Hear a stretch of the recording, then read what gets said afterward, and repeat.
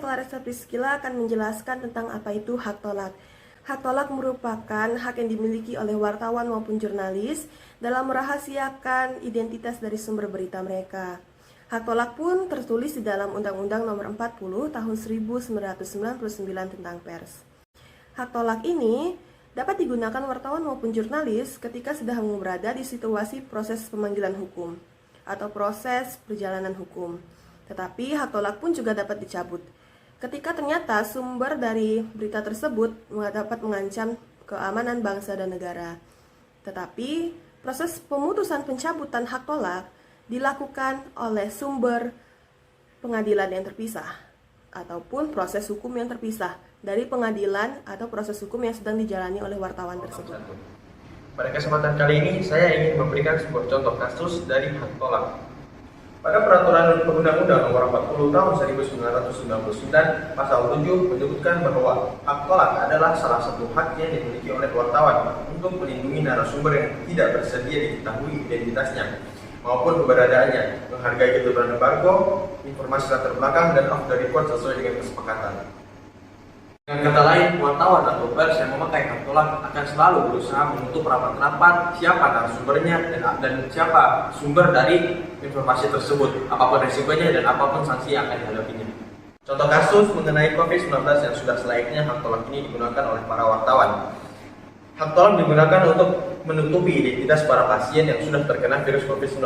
Dalam sebuah berita, sangat jelas dituliskan identitas pasien COVID-19 yang telah dinyatakan pulih. Meski telah dinyatakan pulih, namun dengan tersebarnya identitas pasien dapat mengganggu mereka dan akan ada kerugian yang dialami pasien, seperti terganggunya psikologis mereka.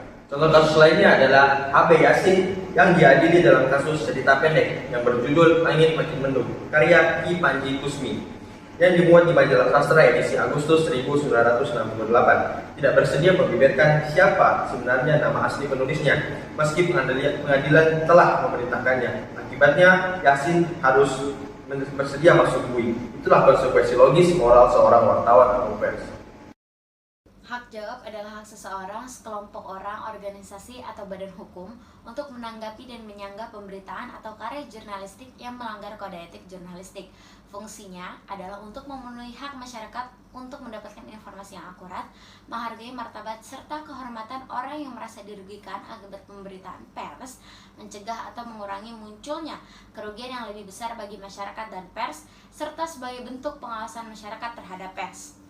Pers dapat menolak isi hak jawab jika panjang atau durasi atau jumlah karakter materi hak jawab tidak sesuai seperti yang diberitakan, memuat fakta yang tidak terkait dalam pemberitaan yang dipersoalkan, pemuatannya dapat menimbulkan pelanggaran hukum, serta bertentangan dengan kepentingan pihak ketiga yang harusnya dilindungi.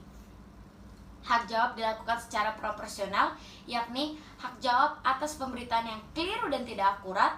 Hak jawab dilayani pada tempat atau program yang sama dengan pemberitaan yang dipersoalkan. Hak jawab dapat dilayani dalam format apapun tetapi bukan dalam format iklan. Pelaksanaan hak jawab juga harus dilakukan secepatnya. Pemuatan hak jawab dilakukan satu kali untuk pemberitaan. Dalam hal terdapat kekeliruan, ketidakakuratan fakta yang bersifat menghakimi, fitnah ataupun bohong, pers wajib meminta maaf. Sanksi hak jawab dari segi etika mulai dari kewajiban mengumumkan pelanggaran hak jawab sampai ke permintaan maaf. Sedangkan dari segi hukum dapat terkena pasal 18 ayat 1 UU nomor 14 tahun 1999 tentang pers, yakni dapat diancam sanksi hukum pidana serta denda paling banyak 500 juta rupiah. Perbedaan antara hak jawab dan hak koreksi terletak pada wewenang pada pihak yang melakukannya. Hak jawab diberikan kepada pihak yang merasa dirugikan oleh suatu pemberitaan, sedangkan hak koreksi diberikan kepada setiap orang. Kali ini saya akan menjelaskan materi terkait off the record. Penafsiran off the record dalam Kode Etik Jurnalistik tahun 2006 pasal 7 menjelaskan bahwa off the record merupakan segala informasi atau data dari narasumber yang tidak boleh disiarkan atau diberitakan. Namun faktanya, saat ini masih terdapat wartawan yang belum bisa mengkonstruksi informasi yang bersifat off the record dengan baik, sehingga pelanggaran kode etik jurnalistik pun kerap kali terjadi. Off the record bisa berlaku dengan memenuhi 3 syarat berikut. Yang pertama, informasi off the record bersifat fakta, bukan opini. Yang kedua, fakta off the record bukan suatu informasi yang menjadi pengetahuan umum. Kemudian yang ketiga yaitu pernyataan permintaan off the record dinyatakan secara jelas, biasanya dinyatakan di awal saat wawancara akan berlangsung. Keterikatan seorang wartawan terhadap informasi off the record menyebabkan beberapa resiko kerja, yakni yang pertama, wartawan terkait terikat peraturan untuk tidak memakai informasi tersebut. Yang kedua, wartawan terkait mesti mencari narasumber lain. Yang ketiga, wartawan terkait ketinggalan dari media lain karena mendapat informasi yang tidak boleh dipakai. Lalu, bagaimanakah sikap wartawan saat menerima informasi off the record? Yang pertama yaitu bersikap hati-hati, karena informasi yang disampaikan terkait dengan off the record merupakan informasi yang bisa saja menjadi informasi yang sangat penting dan membahayakan baik narasumber maupun hal-hal terkait yang disampaikan dari informasi yang diberikan oleh narasumber. Kemudian yang kedua, usahakan untuk tahu apa motivasi dari off the record. Ketika motivasi dari off the record itu sendiri tidak jelas, wartawan bersedia atau wartawan memiliki hak untuk menolak dari off the record tersebut. Namun ketika alasannya jelas, karena ada mengancam pribadi dari narasumber itu sendiri, wartawan harus menyetujui akan adanya off the record. Ketiga, tahu alasan kenapa diminta off the record. Nah, ini sebenarnya berkaitan dengan poin B tadi, yaitu motivasi.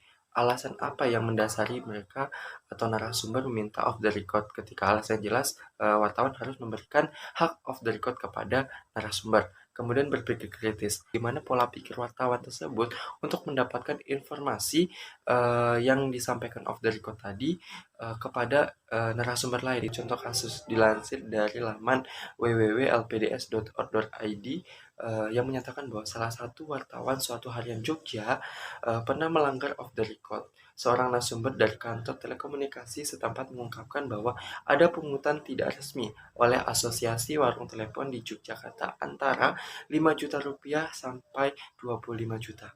Keterangan tersebut dengan jelas dan tegas dinyatakan sebagai off the record. Namun nyatanya, oleh wartawan surat kabar ini keterangan tersebut tetap disiarkan. Jelas ini merupakan suatu pelanggaran kode etik jurnalistik, yakni menyiarkan berita yang sebenarnya off the record atau tidak boleh dipublikasikan.